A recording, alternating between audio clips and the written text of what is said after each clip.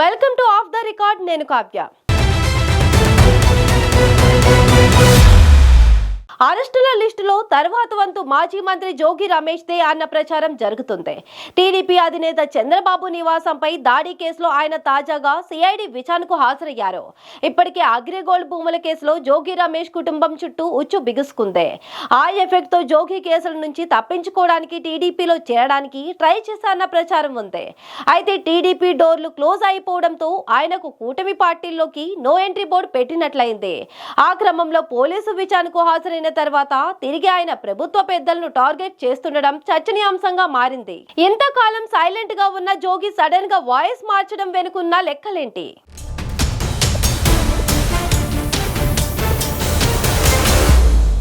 YCP ఘోర పరాజయం తర్వాత మాజీ మంత్రి జోగి రమేష్ వాయిస్ వినిపించడమే మానేసింది. ఆయన కేసుల నుంచి తప్పించుకోవడానికి పార్టీ మారడానికి ప్రయత్నించినట్లు ప్రచారం జరిగింది.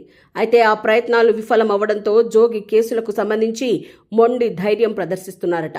సడన్ గా ఆ మాజీ మంత్రి వాయిస్ మారిపోవడం, చంద్రబాబు లోకేష్లపై విమర్శలు గుప్పిస్తూ ఉండటం చర్చనీయాంశంగా మారింది. నిక్కర్లు వేసుకున్నప్పటి నుంచి వైఎస్ శిష్యుడిగా కృష్ణా జిల్లా రాజకీయాల్లో ఉన్నానంటున్న మాజీ మంత్రి జోగి రమేష్ సిఐడి నోటీసులతో భయపెట్టాలని చూస్తే భయపడేది లేదని కూటమి ప్రభుత్వానికి అల్టిమేటం ఇస్తున్నారు.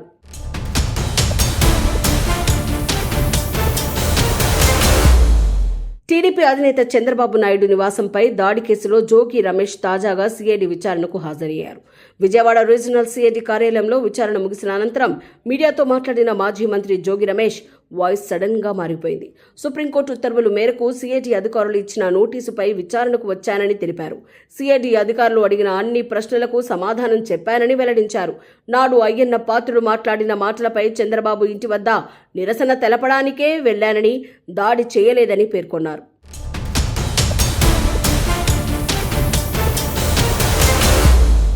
పది నెలల పాలనలో టీడీపీ అట్టడుగు స్థానానికి వెళ్లిందని జోగి రమేష్ విమర్శించారు.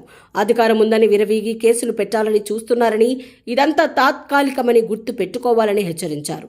పరిపాలన చేయమని ఓట్లు వేస్తే రాష్ట్రంలో దోపిడీలు, హత్యలు, మానభంగాలు జరుగుతున్నాయన్నారు. అధికారం కోసం కొట్లాటకు దిగుతున్నారని, దోచుకోవడం కోసం ఆరాట పడుతున్నారని విమర్శించారు. పీఠంపై కొడుకు ఎక్కాలా, దత్తత పుత్రుడు ఎక్కాలా అన్న చర్చ రాష్ట్రంలో నడుస్తోందంటూ జోగి రమేష్ సంచలన వ్యాఖ్యలు చేశారు. నోటీసులతో తమను ఏమీ చేయలేరని, మళ్లీ అధికారంలోకి వస్తామని ధీమా వ్యక్తం చేస్తూ ఉండటం గమనార్హం. లోకేష్ రెడ్ బుక్ ఎంతకాలం పట్టుకుని తిరుగుతావు, ఏదో ఒక రోజు దానిని మడత పెట్టుకోవాల్సిందే అని మండిపడ్డారు. భూమి గుండ్రంగా తిరుగుతుందని, ఎల్లకాలం ఒకేలా ఉండదని, 1 లేదా 2 ఏళ్లు రెడ్ బుక్ పట్టుకుంటారని 5 ఏళ్లు పట్టుకుని తిరుగుతారా అని నిలదీశారు. ఉవ్వెత్తున ఎగిసిన పతాకంలా వైసీపీ తిరిగి మళ్లీ అధికారంలోకి వస్తుందని మాజీ మంత్రి జోగి రమేష్ ధీమా వ్యక్తం చేశారు.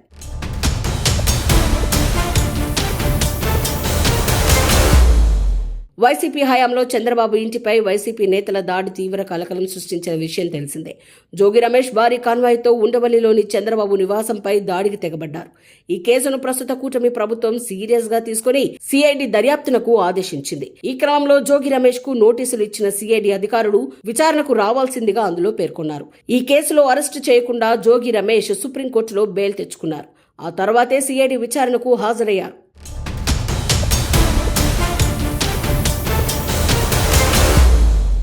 ఏపీలో కూటమి ప్రభుత్వం అధికారంలోకి రాగానే జోగి రమేష్ తమ ప్రభుత్వం ఉన్నప్పుడు ప్రదర్శించిన దూకుడికి మూల్యం చెల్లించుకోవాల్సి వస్తోంది.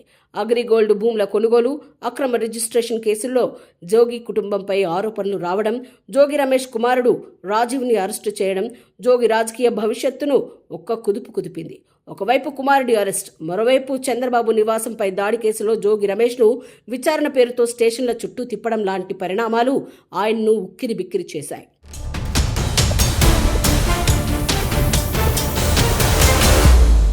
ఆ క్రమంలో జోగి రమేష్ కష్టాలు అన్నీ ఇన్ని కావు. తనకు శని పట్టిందని, అంతా కష్టకాలమే నడుస్తోందని కనిపించిన అందరి దగ్గర మొత్తుకున్నారట. వాస్తవానికి నారా లోకేష్ రెడ్ బుక్ లో టాప్ 5లో తన పేరు ఉందని, తనని కూడా త్వరలో అరెస్టు చేస్తారనే భయంతో టీడీపీలో చేరడానికి ఆయన సిద్ధమయ్యారట. చంద్రబాబు లోకేష్లను కలిసేందుకు అపాయింట్మెంట్ కూడా అడిగారట. గతంలో వైసీపీలో పనిచేసి తర్వాత ప్రభుత్వంలోకి కీలకంగా ఉన్న కృష్ణా జిల్లాకు చెందిన బీసీ నేతతో కలిసి టీడీపీలో చేరేందుకు రకరకాల ప్రయత్నాలు చేశారట. ఆ క్రమంలో తెలుగుదేశం నేతలతో కలిసి ర్యాలీలో పాల్గొని జోగి రమేష్ హడావిడి కూడా చేశారు. అయితే టీడీపీ పెద్దలు ఎట్టి పరిస్థితుల్లోనూ జోగి రమేష్ను పార్టీలో చేర్చుకునేది లేదని తెగేసి చెప్పేసిందట.